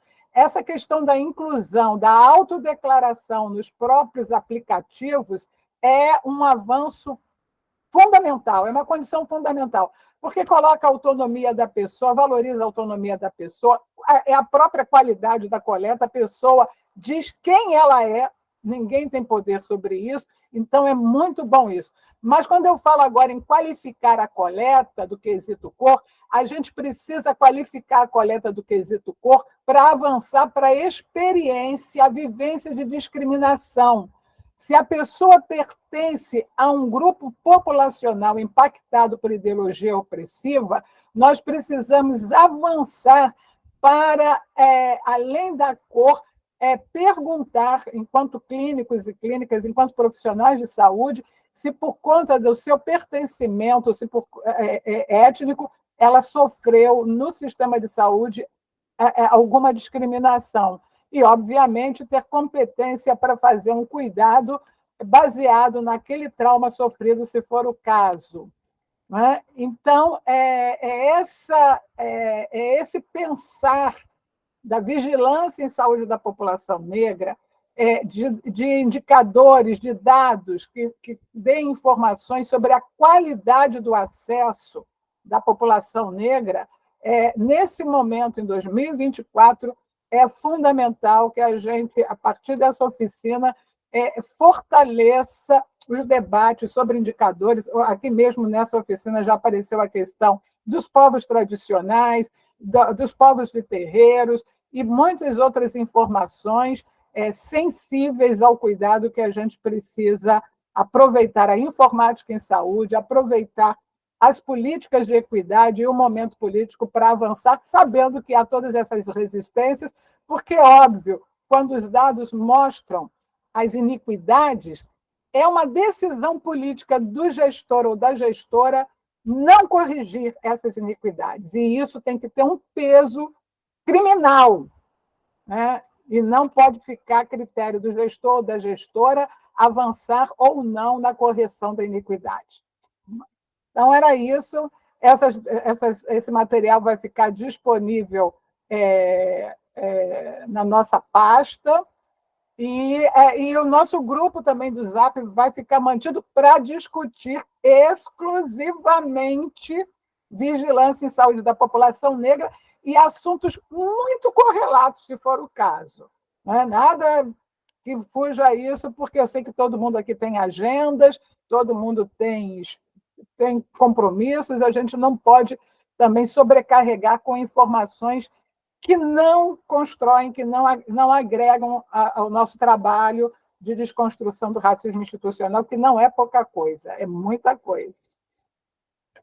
Terminamos em tempo hábil. Podemos abrir para o debate ou para outras conversas, ou não, porque eu sei que o trabalho, estamos em dia útil, precisamos avançar.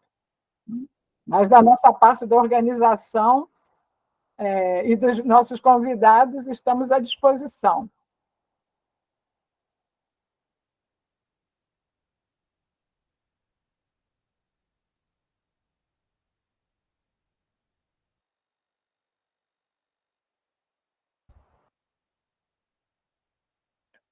Então, só temos elogios. Laio, por favor.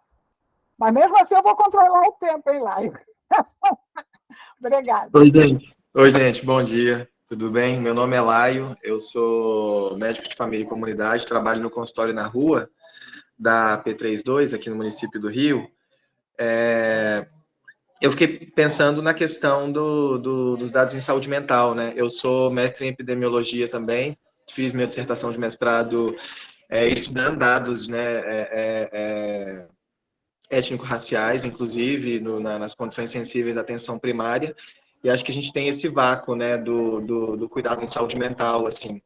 E atendendo a população em situação de rua, que a gente sempre, eu tenho aquela tentação de dizer que é quase 100% população negra, né, mas quase como se dizer que é em situação de rua eximisse a gente de dizer que aquelas pessoas são negras, né, e a gente sabe que, obviamente, não exime, até porque a gente tem que sempre demarcar, né, que é uma violência que incide de forma com muita especificidade, assim, né, a população negra. É uma tecnologia muito seletiva, né, de violência e de genocídio. Eu não sei se a gente tem alguma fonte de informação sobre, imagino que dados racializados, acho que a gente talvez não tenha, mas se a gente tem alguma fonte de informação da população que acaba sendo direcionada e institucionalizada em comunidades religiosas terapêuticas no Brasil. Eu não sei se a gente tem esse dado, por exemplo, para trabalhar, para estudar, onde estão essas comunidades terapêuticas, essas pessoas, de alguma maneira, né, como elas, enfim. Eu percebo muito, às vezes, infelizmente, a gente ainda tem um trabalho que vem da própria rede de saúde, né? Então, muitas vezes, a gente tem serviços de saúde que direcionam pessoas negras, né, pessoas em situação de rua, orientam essas pessoas e levam essas pessoas até as comunidades terapêuticas, muitas vezes, né? É quase um trabalho de encaminhamento, assim, né? Isso é uma articulação intersetorial da rede de saúde, às vezes, com a comunidade terapêutica, onde a pessoa vai ser submetida a trabalho forçado, onde a pessoa, né, vai ser submetida à violência religiosa. Eu sinto uma urgência muito grande, assim, né, de saber melhor, de quantificar melhor como está isso.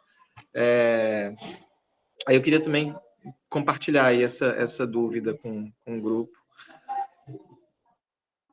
Perfeito, Laio.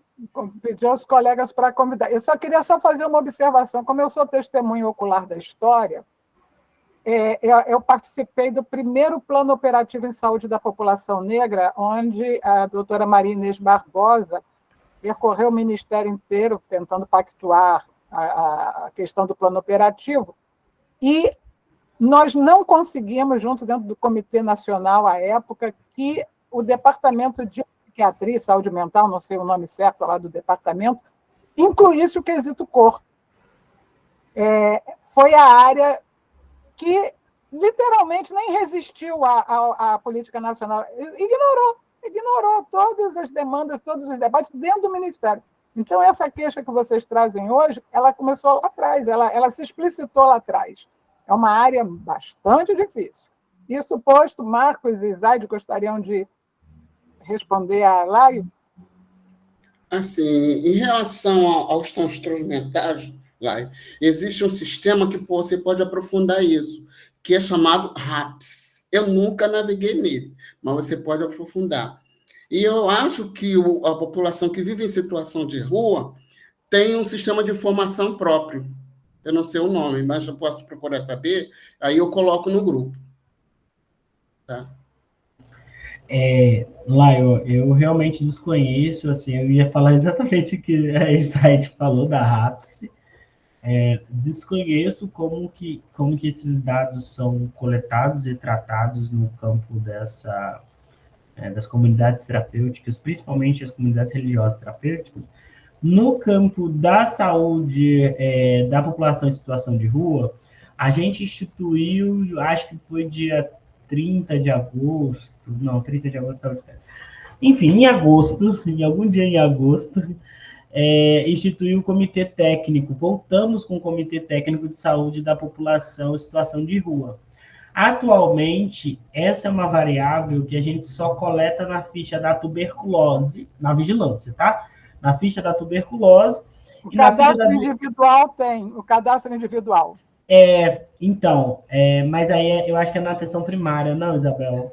Na atenção primária. Na vigilância, a gente só teria na ficha da TB e na ficha da violência quando é um campo de motivação da violência. Então, a violência foi motivada porque aquela pessoa estava em situação de rua.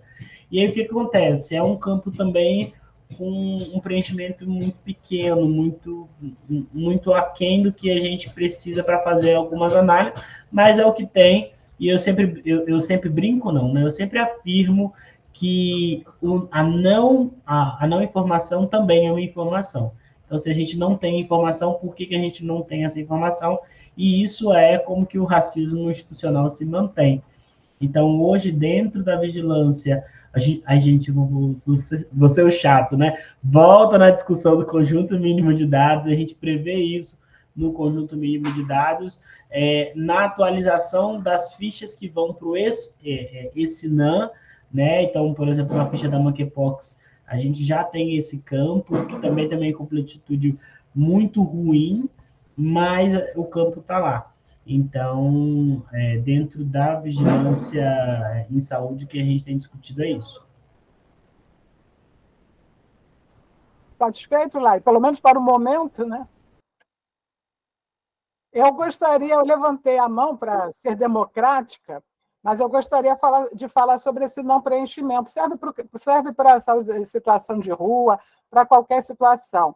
Inclusive, já fazendo a divulgação do próximo laboratório de inovação em saúde da população negra, que vai tratar sobre o ensino clínico em saúde da população negra.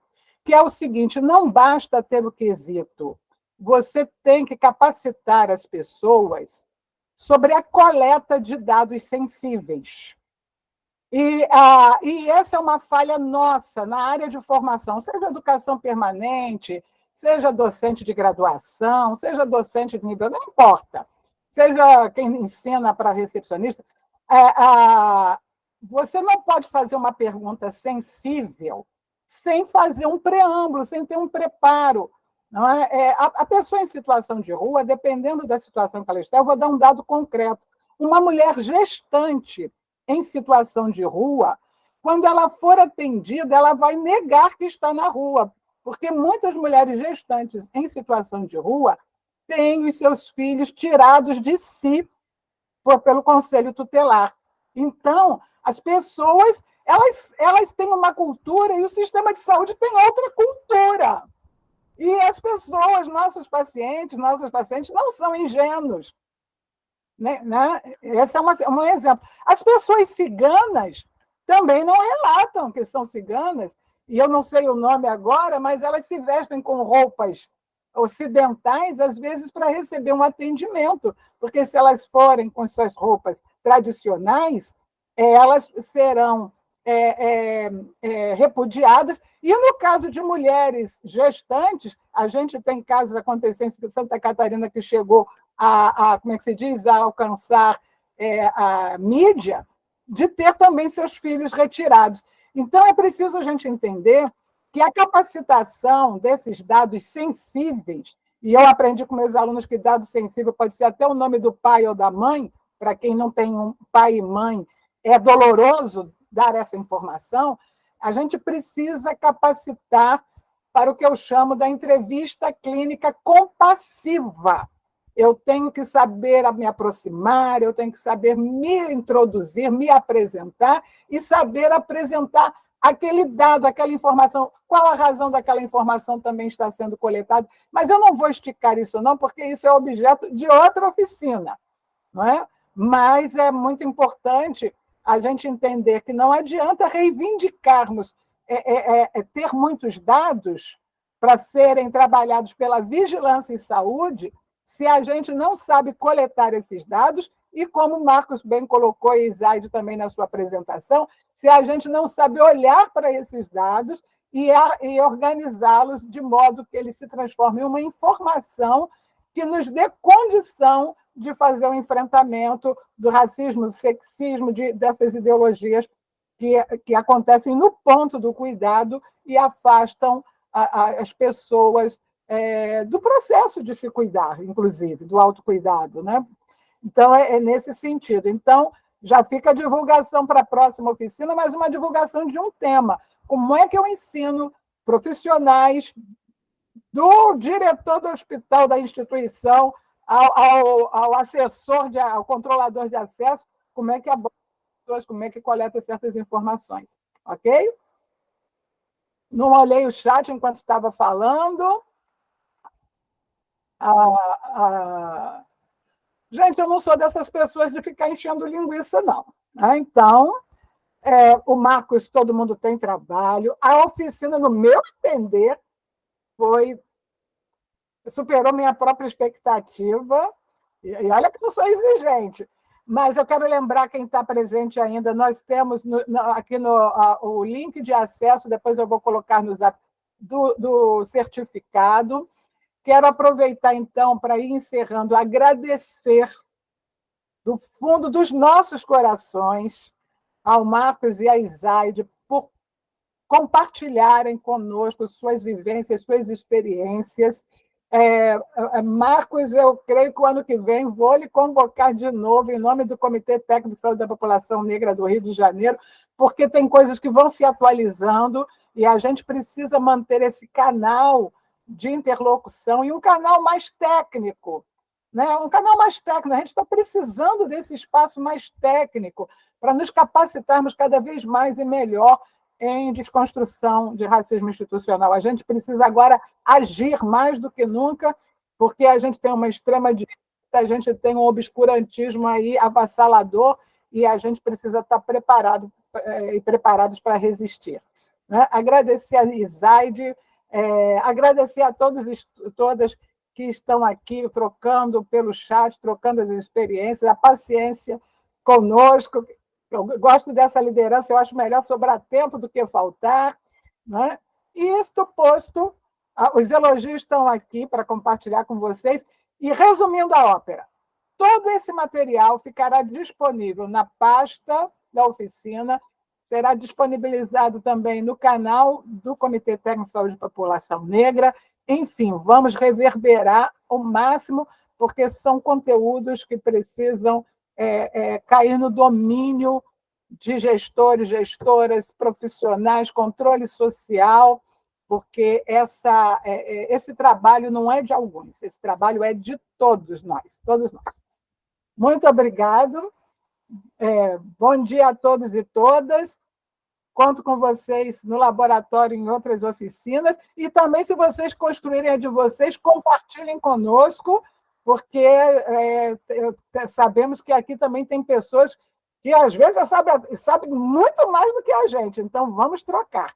A gente está precisando compartilhar conhecimento, e principalmente conhecimento do campo, da prática da gestão, da prática do cuidado direto. Está aí o lá, eu guardei aqui, preciso de pessoas que estejam lá na ponta, na rua, para capacitar, porque eu sei que quem está lá agora aprendeu no tranco, mas a gente precisa capacitar em abordagem em situações de rua. Então, aqui todo mundo tem Tamo aí. conhecimento, vamos trocar. Muito obrigada, gente. Bom Tchau, trabalho. gente. Obrigada. Tchau.